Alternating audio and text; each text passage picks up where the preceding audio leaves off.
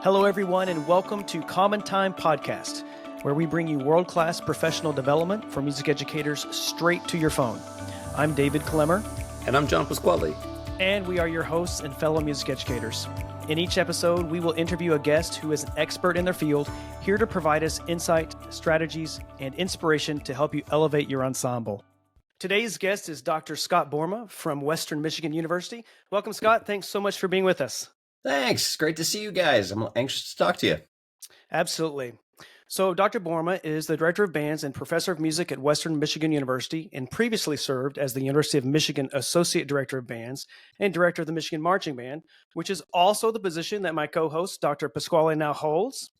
Scott is in demand as a band and orchestra conductor, adjudicator, and clinician. And important to our discussion today, he's also a prolific composer and arranger for the wind medium. I've known Scott for over 2 decades, and I could go on and on about his accomplishments, including his elected membership in the American Bandmasters Association and Drum Corps International Hall of Fame. Well, let's just go ahead and jump into the topic today. We're talking about your perspective from the podium as both a conductor, but also you're a composer. So just as background, could you share how your journey as both a composer and conductor began? Sure. Yeah. My dad was a high school band director, so it was kind of in my blood from day one. And so there was always music in the house, and there was always talk about being a band director and the things that he was going through. So it was kind of like destiny that I was going to go that route.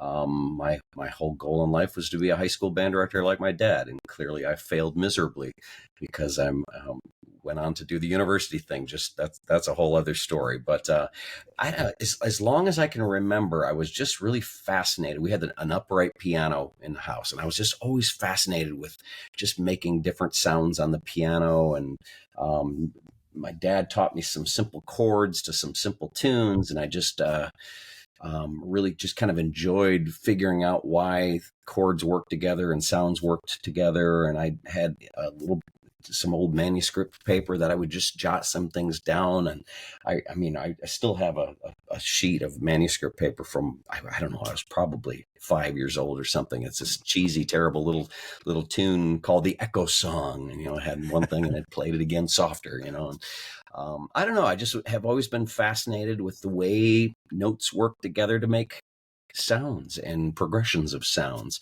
And so all along, wanting to be a band director / conductor, that was always an important thing to me in the process. I went through late middle school, early high school. I started dabbling with arranging things for my dad's jazz band. And so I would have this lab band that would give the opportunity to play through something and take a listen to see how it sounded. And so I don't know where that came from. I remember my dad was not somebody who wrote music. My mom was musical, but not a musician. And there was just always encouragement of me because it was clearly an interest of mine from early on of just kind of toying around with things. And that just never left. And so when my dad started planning for his high school marching band show, he would get these demo records.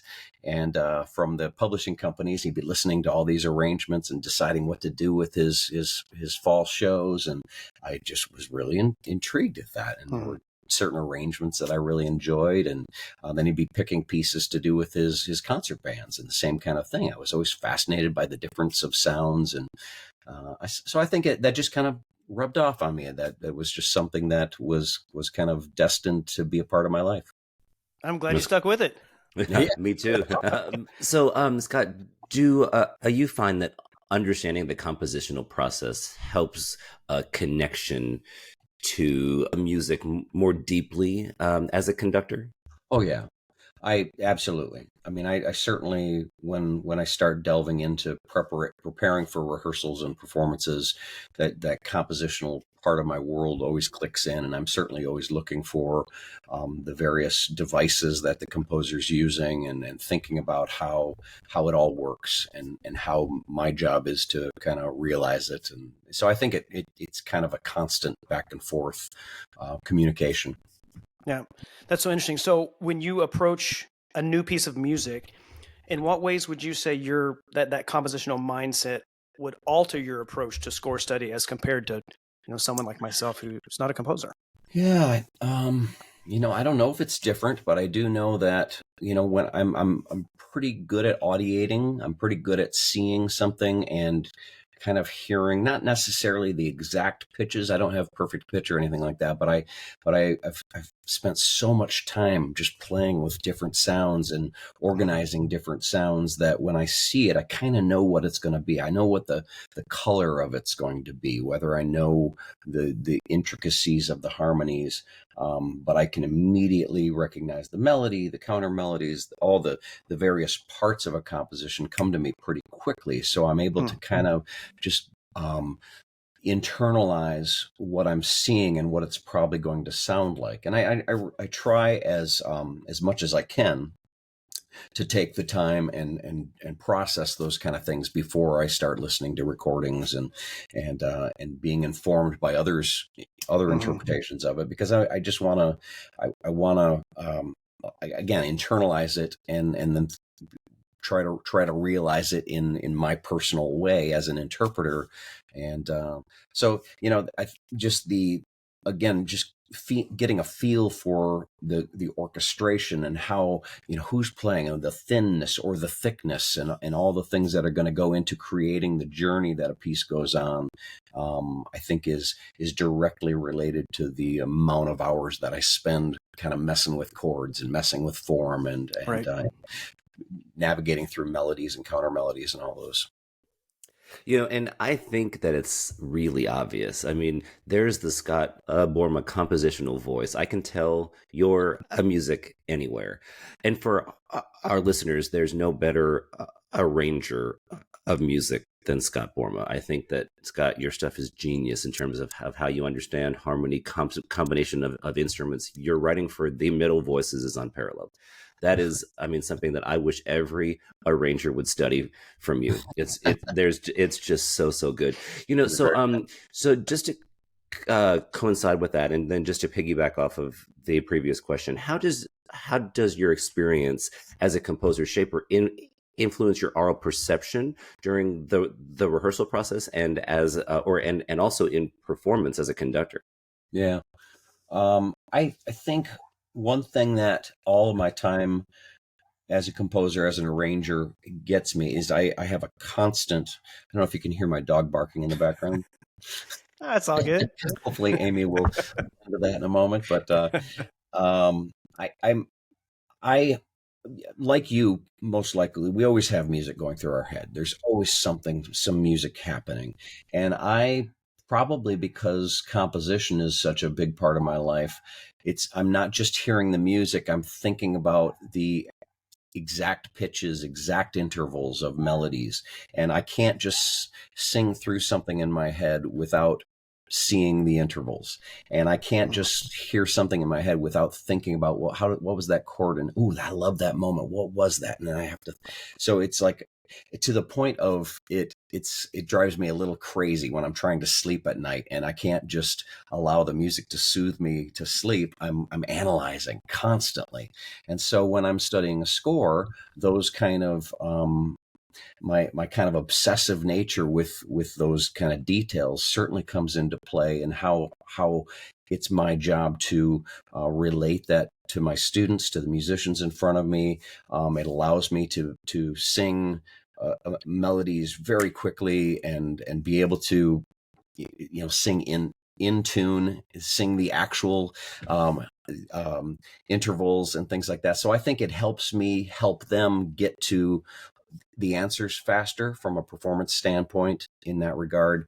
And so I think I'm rambling, but yeah, I think just having the ability to very quickly get to the root of what the composition is from all the details of the inner workings of it can help me to express that with my students more quickly, and to realize what did the composer mean by this progression? Why does that moment feel so good? But because I know why it feels so good, because the composer, by using chord progressions and lines, has manipulated us to feel good there. And as a composer, I'm always trying to think about how can I get some of those kind of things to happen in my music. And so when I see it in other composers' writing, I feel like I can kind of get there fast. Right. No, absolutely. I'm curious, how do you balance sort of the need to interpret a score with your own creative instincts as a composer? So That's like you're great. hearing the things you just mentioned and I'm interpreting this, but you also know Yeah. as a composer, like how do you kind of Yeah, that's navigate great. that? I mean, I think my priority, as the three of us, our priority is to realize the composer's intent and to bring to life what the composer hoped we would bring to life, and to try to really get to the root of what that composer was thinking, feeling, experiencing, expressing through the notes, the dynamics, the articulations, the phrases, the form, all those things play into it. So it's not my job to be creative with it's not my job to be creative with the interpretation. It's my job to interpret it like I think the composer really wants it to be interpreted. It's always going to sound different with if you're conducting, if I'm conducting, because we have different oral concepts just based on our years of experience listening to, rehearsing, performing music. But if I can really try to stay true, knowing what I know about composing and orchestrating, if I can stay true to what that composer's intent is, then inevitably there's going to be something personal that comes out of it without me even thinking about it. I know out of experience when an ensemble will perform a piece of mine or an arrangement of mine, it's very thrilling when it's clear that the conductor has taken the time to try to realize those things from me based on the notes on the page. It's also very disappointing when it's clear that the conductor has not taken the time to realize those things. Tempo markings, exact articulations, dynamic contrasts, rubato. I don't just put rubato on the page because it makes me feel good. I actually mean rubato. Ritardando doesn't mean you just suddenly get slower for a few beats. It means you gradually get really slow. And so just taking it seriously what the composer wants and making sure it's my responsibility to bring that to life for that person.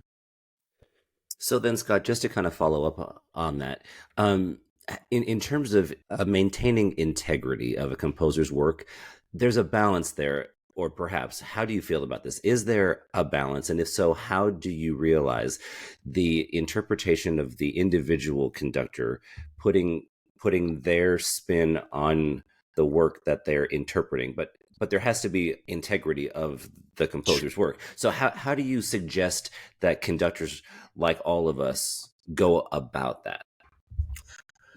I think that I can't imagine as a composer hearing a conductor maybe take a little license with something to make it even more expressive, to make it even more musical, to make it even more communicative. Even if I didn't write that ritardando there, but that conductor feels like, oh, that just needs to breathe a moment there.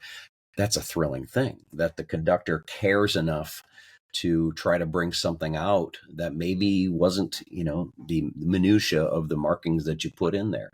The opposite is far worse in that, if we simply go through the motions and just read the words and just read the articulations and dynamics, that has the opposite effect. And so it's our job to not only try to realize the written work, but we should be expressive. We should take liberties within reason. Most composers these days have specific tempo markings as opposed to adagio, and so within a few clicks on either side, that composer meant that. Now there are oftentimes you hear of a composer that I wrote 120, but boy, it sounds better at 138, and that was a better decision on your part. So there are always those kind of things that a conductor might, in the heat of the moment, might feel differently, and the students might feel different. The musicians might, it just might happen more organically, differently than what the composer intended, and And so I think there's room for that kind of interpretation. I think there's always, as long as they're musical choices, I think we can be caught up in a we're all involved in the marching arts, as we call it now, and things have to be specific, and I think the tempo is going to be exactly the same every single. We've got a Dr. Beat going in the back, we've got a drone going, and we want to make sure it's right there. And so sometimes we can get so bogged down with the details of these that we forget about the human aspect of it. So I think any composer would prefer to hear something that care has been taken to communicate through the music. Well, I mean, just to go off that for a second, in the concert band piece called Poem, if anyone who is listening hasn't heard this piece, go. It's a great piece. Because, Scott, I remember asking you about some tempo manipulations in there. Is it okay if we take a little bit more space here? Can I take it slower than marked here, a little bit faster than marked here? And the conversation that the two of us had was very encouraging, because you said, thank you for actually thinking about this, because it's important, right? But I also know you well enough to know, yes, I shouldn't do this. Yes, I should do this. But say that the composer is passed. How do you Yeah, deal with that? right. Yeah, we live in a time where so much music is being written for wind ensemble that there's so many great pieces of music that we're playing that we can just email the composer or call up the composer and get an immediate answer on these things. And so then it comes into, it depends on how far we go back. If, we're playing Mozart or something like that, by now there's a performance practice. It's like everybody does a little retard here. Everybody does this. And so there are some of those things that kind of ingrained. And so it's our responsibility to listen to a bunch of recordings, see if there are some standard things. It's like Schmidt, Dionysiacs. There are things that aren't written in that score that everybody does differently. And so there's a reason for that. After time, evolution, experience, all these great conductors have taken it upon themselves to do some things. That doesn't always mean it's the right decision, but if you're hearing enough recordings that's the thing that you do there, and as an audience member, if I hear Dionysiacs and somebody doesn't do that, I might be like, boy, I'm so used to hearing it the other way. It's Lincolnshire Posy. There are things, people take liberties there. And so some of it just becomes common practice. But, other obscure pieces, to your first question, there's no way that you're going to get the definitive answer. You're not going to get the primary source answer. And it comes to your experience and your ability to assimilate all the information that you've acquired over the years of doing this. Working with college students, I have sophomores, juniors in my conducting class that are like, how do I know if it's a good piece of music, or how do I know what to do? And the answer is, well, you don't really, because you haven't had the experience to make those informed decisions. So sometimes you just got to make a decision and hope for the best. But better, give your high school band director a call and say, hey, what would you do here? But ask questions and get input from people who have done those pieces. And there are always ways of finding some informed decisions. We're so fortunate to have so many recordings, educational recordings, and so many conductors that we all know and respect that have conducted that piece 1,000 times. So give them a call, write an email. What do you do here? So then one final follow-up, and then we have to move on. But say that the tempo marking is 135. Yeah, that's a great question. I think there's a piece by Sam Hazo called Ride. I think it says exactly 163 or something like that, if I recall. It's like, really? There must be some reason that the composer felt that way. So I'm going to try to get as close to that as I possibly can, and understand that in the heat of the performance, it might be a few clicks off. You don't know, but there must have been a reason that the composer wrote that, and so I'm going to try to stay true to it. Yeah, great. It reminds me, I conducted Frank DeKelly's flute concerto several years ago, and the third movement of that is marked 120, and I decided to take it at 128. Mm-hmm. Like, I rehearsed it at 120, and it didn't feel there was a spark missing. And he was going to be there for the performance. I knew he was going to hear us in rehearsal beforehand. and I was nervous about it. I bumped Yeah, it to sure. 128, and it really did feel right. Now the soloist needs to be a strong enough player to do it at 128. We Right. happened to have Jimmy Walker, so it was just fine. But he Yeah. did stop me, and he said, "So I'm just curious, what tempo are you going?" I was like, "Oh, here it comes."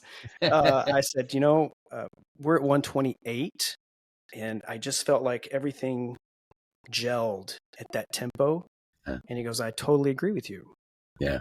It can't go a click faster." Yeah. Right. Right. But at the same time, for me, and you said this a second ago, there was a musical purpose behind the decision. I wasn't just Right. randomly choosing a tempo. Right. I started at 120, and it just, the forward motion of that movement seemed to feel like it weighty, and I wanted to feel more up.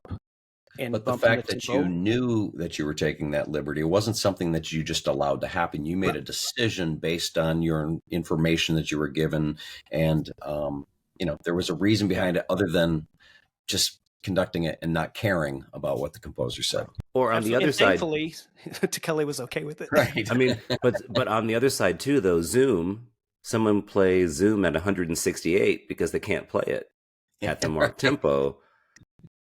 I mean, Yeah. you should probably choose a different piece. Yeah, but Yeah, as long as it's another one of my pieces. exactly. All right, let's flip the discussion just a little bit. And from the other perspective, do you find that your experiences in conducting inform your compositional work? So there's sort of a feedback loop. And if so, can you give us some examples of how that Yeah. works for you? Yeah, I think certainly drawing on the experiences, the successes or failures that I've had as a conductor, as a teacher, as an educator, I'm always really trying to consider the balances.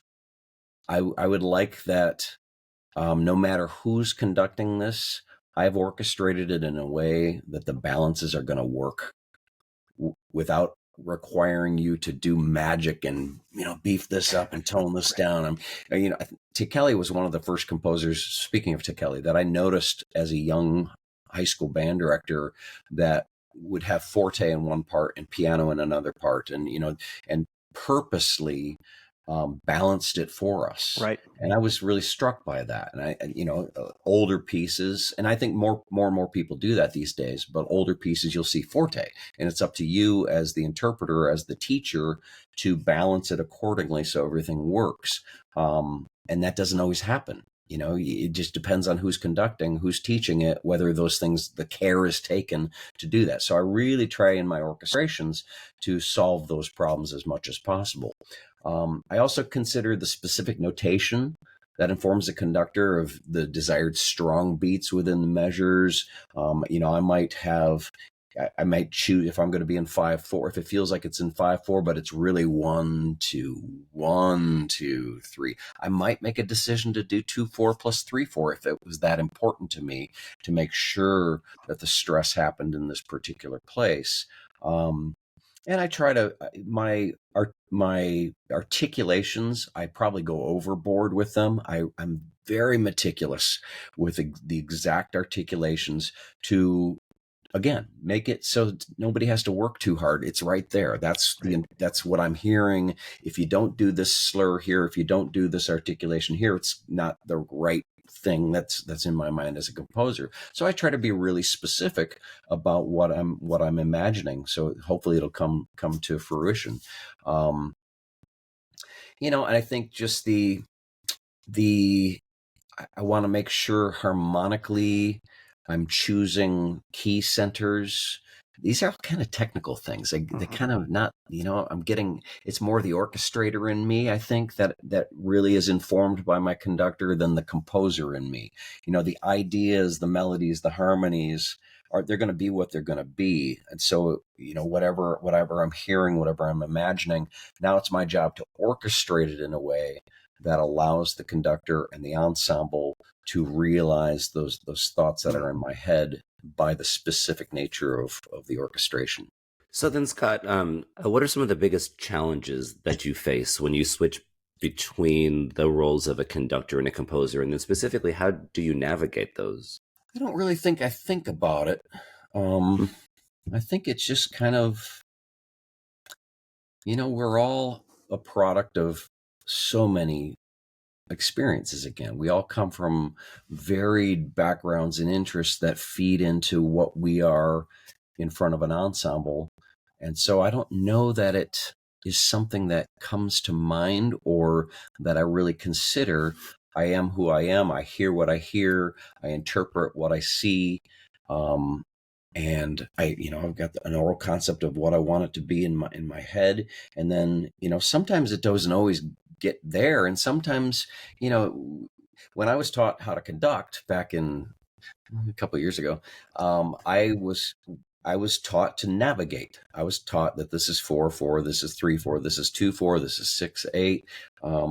All those navigational things that are going to help the musicians get where they're going. I wasn't taught to react to what the musicians were giving back. And that's a more modern thing that we're talking about more, that yes, we give information, but we are also taking in information. How do we have that back and forth relationship as a conductor and the musician? Because we're not making the sounds. They're the ones making the sounds. And so I want to get them as close to my interpretation, that sound in my head, as I can. But sometimes maybe that's not perfect. Maybe this ensemble sounds like this in this particular place. And so being able to understand the unique aspects of the humans in the room. I mean, how many times have you heard an orchestra play the Mahler Fifth, and then you hear another orchestra play Mahler Five, another orchestra play, and they all sound a little different? There's just, why is that? Mm-hmm. Well, they're different human beings. They all have a different concept. The conductor has a different concept of sound that he or she wants. And so being willing to adjust and to assimilate all those different things is part of it. And I think having spent so much time in the compositional world as well, I understand how these things, it's a roadmap, it's an approximation. No matter how detailed you can get, it's still an approximation of what the humans are going to make happen. So in answer to your question, I don't really think about that. It's just I'm one musician, and it all kind of works together, and hopefully it works. Yeah. Okay. So I'm curious, for those of us that are just conductors, not composers, do you have advice or some practical suggestions? Because I would guess that most of our listeners are going to fall into that category, that you could share in terms of, I'm a composer. From the podium, here are things that I would encourage you to think about in terms of interpretation or oral perceptions. Just some practical advice for us. Yeah, that's a great question. Just as an aside, there's also a huge part of me that says, boy, if I really focused on just conducting, I'd probably be a lot better. If I just focused on composing and arranging, I'd probably be a lot better at it. And so sometimes I feel like, boy, I'm a master of, I'm jack of all trades, master of nothing, that whole thing. And so I think that for those who are invested in being a conductor, being a teacher, or those invested in being a composer, an arranger, I think it's still both sides, if you will, rely on the other to make these things happen. And so as a composer, I hope a conductor will take the time to read the details that I've taken time to put on the page, because I try to be as explicit as possible. Back to that. And I think so often, so many of us, especially those in the real world that are teaching middle school band and high school band, and they've got, constant barrage of stuff distracting them from making music with kids. It's pretty hard to find that time to really study scores and immerse yourself into those details. But the more that you at least take the time to notice the specifics, the obvious things, the articulations, the dynamics, the tempo markings, actually get out a metronome and hear what 120 or 128 sounds like. And I think there are a lot of us conductors that just don't.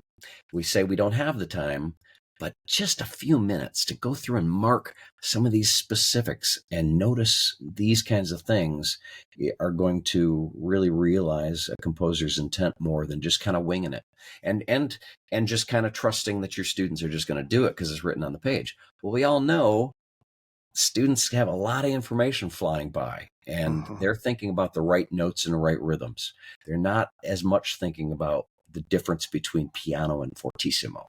They're not thinking about the shape of a sforzando pianissimo, and they want a crescendo right away. But the crescendo doesn't start for 3 measures. So that's important. You stay piano for those 3 measures, and they won't, because they're just so used to immediately crescendoing. So being sensitive to the particulars is just, that's the only way to realize what a composer's intended. And there's a reason why the composer chose to not crescendo for 3 measures, because there's something else happening down here that you want to hear. And if they crescendo too quickly. So I think that most composers think about all these things, and there's specific details that are going to have the piece be realized. But if those details are just ignored, then it's something else. Yeah, absolutely. Yeah, and then I would also encourage everybody listening, if there are any questions, ask. Yeah. I remember, Scott, we texted you about a month ago asking about an extended chord that you wrote, and I'm like, "Are you sure this is right?" Is that the response thing? Yeah, the response was, "I wrote it that way, right?" Like, okay. I hope I was more gentle than that. Oh, it was beautiful. No, but you did make me go back and check that. I'm like, yeah, this is pretty funky, but it's cool. It was a cool chord. We just wanted to make sure, because it was cool, and I wanted to make sure that it was actually on purpose. But I have my colleague, I have digressed, my colleague here at Western Michigan, Trey Harris, the associate director of bands, there was he was conducting a brass ensemble piece of mine, and there were some major 7th chords in second inversion. So he had that 7th against the root in the middle of this, and it was just seemingly wrong, but they just weren't playing it very well in tune. So they weren't getting that. He says, I think there's a mistake. He emailed me, I think there's a mistake here. I'm like, no, there's not a mistake. See, meticulous about, what when it comes out, it's going to be right. I think that if an ensemble plays out of tune, it's the composer's fault. I think you're right. Absolutely.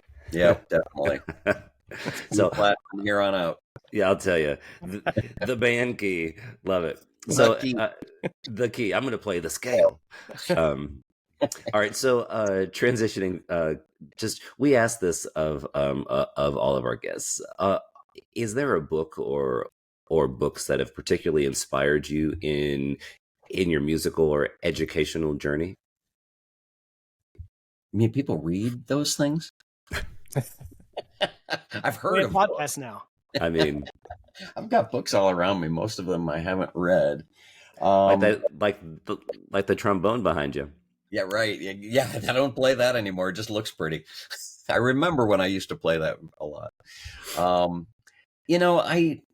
I have to admit, there are great texts about everything, and I use a lot of references.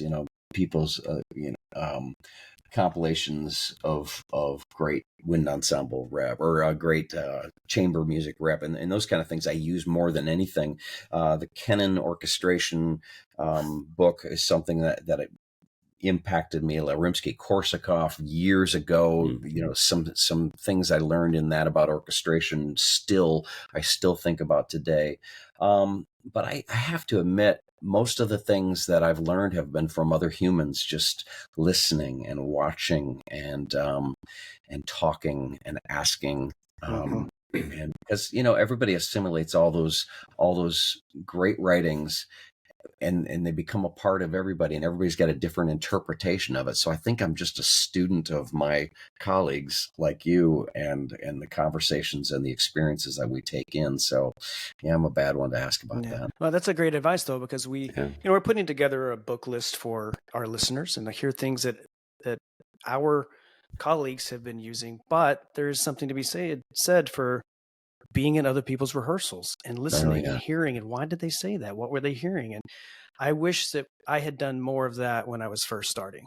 Just make the time. Yeah, I have today off, go to that band room and You know, listen it to always those. surprises me, and I'm sure you two have experienced this too, when we go and conduct an honor band, and you've got all these band directors that are hanging out in the teachers' lounge, Mhm. which is good. I mean, they should be hanging out. They should be, hey, what'd you play at festival last year? I'm playing this piece. What do you? Those kind of conversations are so great, but I'm always disappointed at, you know, there would be three people watching some of the rehearsal and maybe taking in some of the things going on. And I'm not saying that I'm going to be the end all of a rehearsal technician or musician or conductor, but you might learn something. You might hear something, and you might get a trick of, wow, I've never thought of doing it that way.